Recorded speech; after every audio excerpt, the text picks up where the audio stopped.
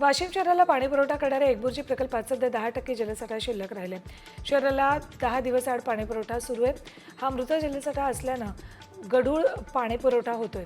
वाढत्या तापमानामुळे पाणी पातळी झपाट्यानं घटत चाललेली आहे. त्यामुळे परिस्थिती अधिकच बिकट होणार असल्याचं दिसतंय. यवतमाळमध्ये एका शेतकऱ्याची तब्बल 27 लाखांची फसवणूक करण्यात आली. बायो चुल्हा प्रकल्प चालू करण्यासाठी नामांकित कंपनीचं लेटरहेड बनवून ही फसवणूक करण्यात आली. या प्रकरणी शेतकरी योगेश कांबळेंनी पोलिसात तक्रार दाखल केली. यावरून छत्तीसगडमधील प्रतीक कुमार सिंग विरोधात फसवणुकीचा गुन्हा दाखल केला.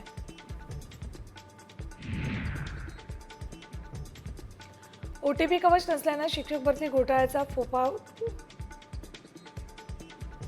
घोटाळा फोफावल्याची शक्यता वर्तवली जाते. ओटीपी कवच नसल्यानं आयडी धारकाला त्याच्या आयडीवरून काय प्रकार होतोय याची माहिती मिळतच नव्हती. घोटाळा उघड होण्याच्या काही महिने आधी आयडी कार्डला शालार्थ आयडीला ओटीपी कवच सुरू केले. मात्र शिक्षण उपसंचालकांनी पासवर्ड शेअर केल्यानं घोटाळा झाल्याचं कळतंय. नागपुरातील बजाजनगर पोलिसात शिंदे सेनेचे पदाधिकारी विनयभंग आणि फसवणुकीचा गुन्हा त्यांच्या विरोधात दाखल झालाय. मंगेश काशीकर असं आरोपीचं नाव असून ते शिंदे सेनेचा नागपूर शहर संपर्क प्रमुख आहेत.